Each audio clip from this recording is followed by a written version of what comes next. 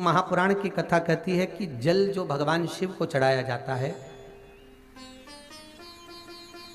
उस 3 तरह का जल शंकर को समर्पित होता है। बहुत ध्यान से सुनना आज की कथा। 3 तरह का जल शिव को समर्पित होता है और वो तीनों तरह के जल का अलग अलग भाव है महाराज। पहला जल सादा, घर से पानी लेकर गए, जल लेकर गए, शंकर को चढ़ाया, वो हमने घर का अपना एड्रेस बता दिया, भगवान शिव को जल चढ़ाकर अपने आनंद के लिए शंकर से कुछ प्राप्त कर लिया। दूसरा जल, जल के कलश में थोड़ा सा इत्र डालकर शंकर को जब समर्पित करते हैं तो महाराज घर में अगर कोई व्यक्ति बहुत रोगीला है, बहुत रोगीला, एक प्रैक्टिकल जरूर करना हो, कहीं सीवर वाला महाराज झूठ तो नहीं बोल रहा, इसलिए प्रैक्टिकल जरूर करो। प्रैक्टिकल करने में पीछे मत हटना और प्रैक्टिकल करने के बाद लिख के भी भेजना कि हमने करा। डरना नहीं है अपने को।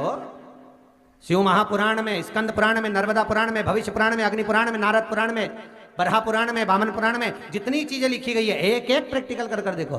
तो शिव महापुराण, स्कंद पुराण का ये भाव याद करिए कि 1 लोटे पानी में इत्र मिलाकर, जल में इत्र मिलाकर, बहुत रोगीला व्यक्ति, बहुत बीमार व्यक्ति है, 1 लोटा पानी उसका हाथ का स्पर्श कराकर शंकर को चढ़ाना प्रारंभ कर दीजिए। महाराज केवल 5 या 7 दिन चढ़ाओ और वो 7 दिन के बाद में उस बीमार व्यक्ति का क्रम देखिए कि उसमें कितना आराम लगा है। औषधि दवाई काम करना प्रारंभ करी कि ना करी।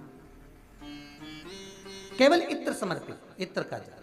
तो पहला जल सादा, दूसरा जल है इत्र का, और महाराज तीसरा जल जो शिव महापुराण के अंतर्गत कहा गया है, बेलपत्र का जल। तीसरा जो जल है वो बेलपत्र का जल। बेलपत्र का जल कैसा? तो महाराज शिव महापुराण की कथा कहती है कि जल के पात्र में एक बेलपत्र अंदर डालकर उस जल के पात्र को ले जाकर शिव को समर्पित करना, अर्थात अपनी मन की कामना भगवान शंकर से कह देना। केवल बेलपत्र के माध्यम, बोलना नहीं है हमको, कुछ हमें कुछ कहना नहीं है। वैष्णव धर्म के अंदर, पुष्टि मार्ग के अंदर जहां जहां पर महाप्रभु जी की बैठक जी होती है, श्रीमद् वल्लभाचार्य जी की, जहां पर महाप्रभु जी की बैठक होती है वहां पर झारी जी भरी जाती है।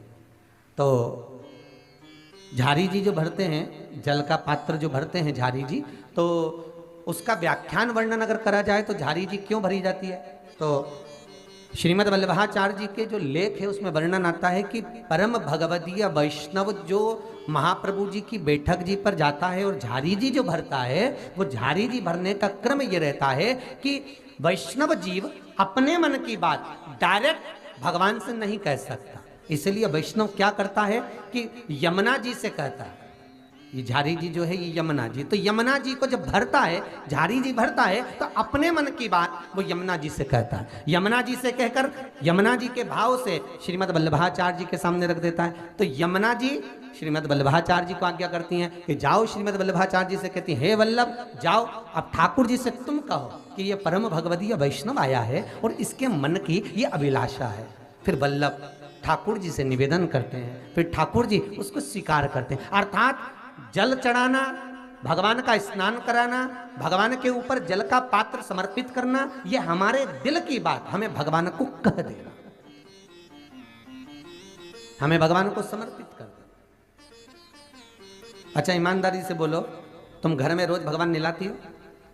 जितने लोग यहाँ बैठे हैं, जो टीवी के सामने बैठे हैं, वो अपने भाव से कह देना। जितने लोग यहाँ बैठे हैं, तुम घर में भगवान को रोज निलाते हो? अरे बोलो तो, निलाते हो ना रोज? तुम रोज भगवान को सुलाते हो?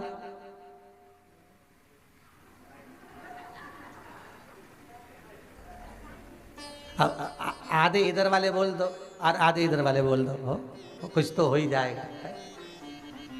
अब एक बात बताओ, तुमने भगवान को सुलाया ना सुलाया वो आपके ऊपर।